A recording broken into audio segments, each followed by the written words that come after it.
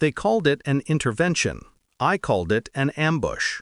It was a Sunday afternoon, the kind that used to mean lunch, laughter, and my mother's overcooked roast. But that day, the laughter was gone. The curtains were drawn. The air felt staged. My father sat stiffly in his chair, my brother at his side, and my mother, hands folded like she was at a funeral. Mine, apparently. "Sarah," my father began, "this isn't easy for us. It never is when betrayal wears the face of family. They said I'd become a liability, that my divorce had tarnished the family name, that I was unstable, emotional, reckless. And then came the phrase that changed everything. We've decided it's best to remove you from the family business, for the good of the family." I didn't speak. I just stared at the faces that had once been my world. My brother avoided my eyes. My mother's lips trembled, but she said nothing. They had rehearsed this, carefully, coldly. I smiled, a small, sharp thing. "You've already done it, haven't you?" My brother looked up. Guilt flickered. That was all the confirmation I needed. Flashback. 5 years earlier, my brother and I had inherited equal shares of the family company. Real estate, investments, old money dressed in new suits. I handled the strategy, the numbers. He handled the parties, the photo ops. And my parents? They adored his charm, ignored his debts. I didn't mind, not then, because I thought family meant loyalty. Then came my divorce. My husband had cheated, the tabloids got wind, and suddenly I was the scandal. My brother spun it to our shareholders as a temporary leave. My father said it was for my peace of mind. They called it compassion. It was exile. I was too numb to fight back, too tired. So I disappeared quietly, signed what they asked me to sign, and let them believe they'd won.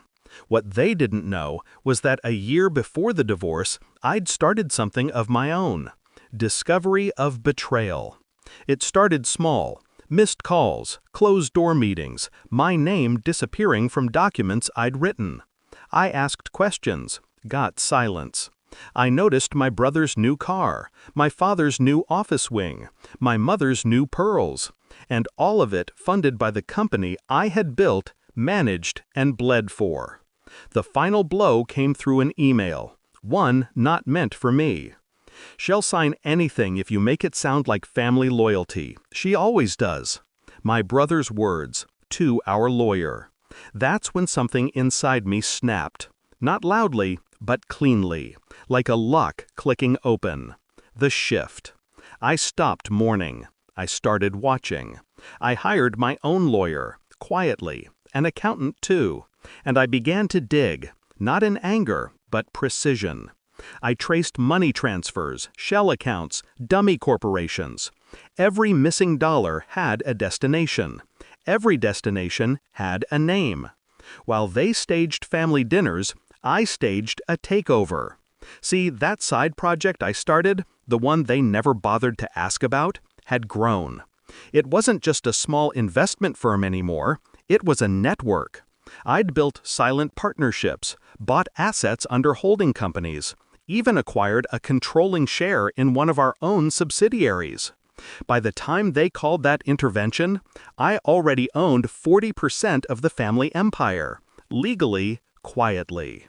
The execution. A month after the intervention, my brother called a board meeting. He planned to formally remove me. He didn't know that I now controlled the board majority. I arrived in silence, black suit, no expression. He started his speech, his usual blend of arrogance and rehearsed sympathy. "We love Sarah, but—" "Sit down, Daniel." He blinked. The chairman, an old ally of mine, cleared his throat. "Actually, Daniel, there's been a change in ownership structure." My brother's face paled as the document circulated. He scanned the pages, his jaw tightening with every line. My father leaned in. "What is this?" I folded my hands, calm. "It's what happens when you underestimate the liability you tried to erase." By the end of that meeting, Daniel was out. My father retired voluntarily. My mother cried. But not for me. Never for me. I walked out of that building without looking back. For the first time, the power they'd stolen felt like it was returning home. Climax. 2 weeks later, they called me again. My mother's voice trembled over the phone. "Sarah, please, we didn't know it would come to this." I almost felt sorry for her. Almost. "You always said it was for the good of the family," I said. "So tell me, how does it feel when the family finally learns what that costs?" Silence. And then a quiet sob. I hung up. Resolution. Now I sit in the same house where that so-called intervention took place. The curtains are open this time. The air feels clean. Their portraits still hang on the walls, but the eyes don't seem to judge me anymore. They wanted to erase me for the good of the family. What they didn't realize was, I was the family's backbone all along.